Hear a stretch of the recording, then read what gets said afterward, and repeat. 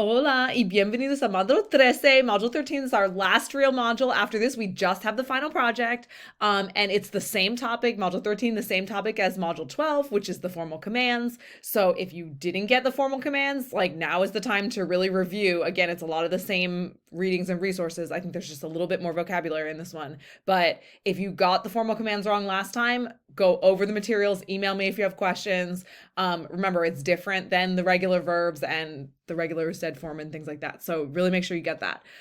Other than that, make sure that you understand the final project. Remember, it's a video project. It needs to be super simple, super basic, only things that we covered in class, no past tense. We're not asking any questions with did or anything about, we're just asking basically the same types of things that we did in the speaking assignments, like what are your symptoms and what's your address, phone number, like your basic intake type of information.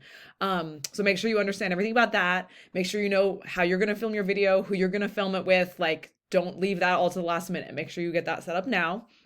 And yeah, that's it for this module. We just have the speaking assignment and the quiz like always. And remember that your final project scripts are due April 25th on a Friday. So don't sleep on those. As soon as you're done with this module, get started on that. All right, let me know if you have any questions. Y nos vemos pronto. See you soon.